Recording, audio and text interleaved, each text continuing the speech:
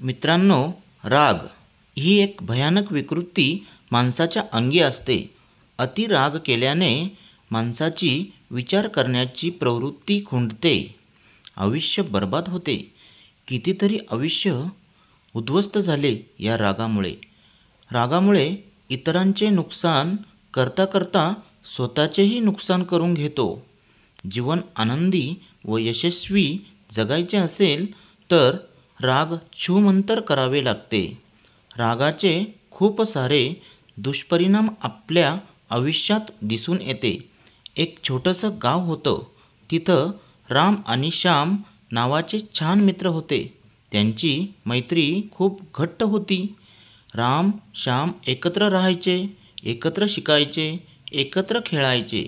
दोघांनाही संगीत शिकण्यात रस होता.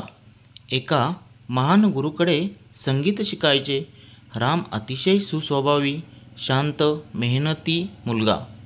त्याच्या प्रत्येक गाण्याचे कौतुक होत असे आणि हेच कौतुक श्यामला खूपत असे. जुगलबंदी स्पर्धा चालायची तेव्हा प्रत्येक वेळेला राम अव्वल नंबर असायचा. मित्र ते पण पराभवाने श्याम रामचा तिरस्कार करू लागला. राग आणि द्वेष श्यामच्या प्रगतीमध्ये अडथळा करत असे. गाण्यातल्या हरकती सराव कमी करू लागला आणि त्याला कसे मागे टाकता येईल याचाच विचार करू लागला.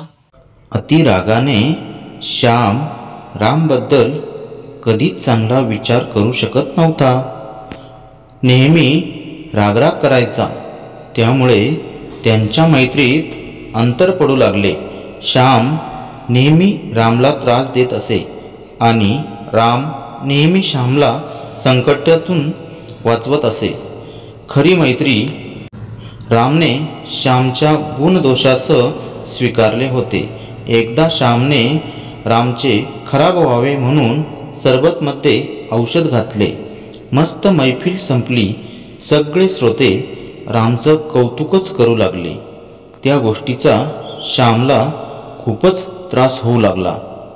इतरांचे चांगले गुण पाहून कौतुक करण्यातही फार मोठे मन लागते.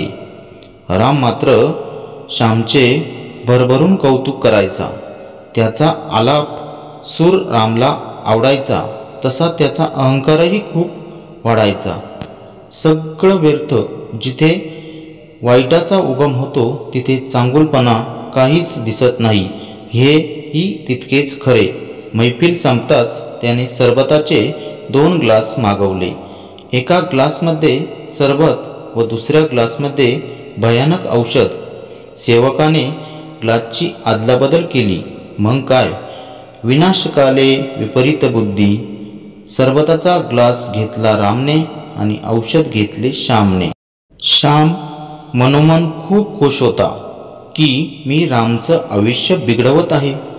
माझ्यासारखा गायक या पंचक्रोशीत नाही. अतिकोपता कार्यजाती लयाला. खुशीत दोघांनी सरबत पिले आणि क्षणार्धात श्याम ओरडायला लागला. त्याच्या मुखातून एकही शब्द निघेना. त्याला बोलताही येईना. जीव घेणा त्रास श्यामला सहन करावा लागला आणि त्याच्या कर्माची फळं त्याला मिळाली. रामने लगेचच त्याला वैद्याकडे नेले. सगळे उपचार करून थकले. एकही मात्रा लागू होईना. शेवटी एक लांब जंगलात एक जुनाट झोपडी होती. त्या झोपडीमध्ये एक वयस्कर वैद्य राहत असे. त्याचा पत्ता कुणी एकाने रामला सांगितला. त्या वैद्याला शोधत शोधत राम तिथे गेला. त्या वैद्याने एक दुर्मिळ वनऔषधी सांगितली. उंच डोंगरावर जंगलात खूप परिश्रमाने वनऔषधी शोधून आणली. त्याचा काढा बनवला. काही पथ्यही सांगितले. रामने काढा आणला. रोज सकाळ संध्याकाळ श्यामला पिण्यासाठी दिला. श्यामला त्याच्या कर्माची खूप पश्चाताप झाला. हळूहळू श्यामची तब्येतीमध्ये सुधार आला. एक दिवस श्याम पूर्णपणे बरा झाला. श्यामला स्वतःची चूक मनोमन पटली. श्यामने रामची माफी मागितली. दोन मित्रांची अनोखी मैत्री पुन्हा नव्याने सुरू झाली. श्यामला मात्र अतिराग आणि द्वेष केल्याचा परिणाम लगेच दिसून आला.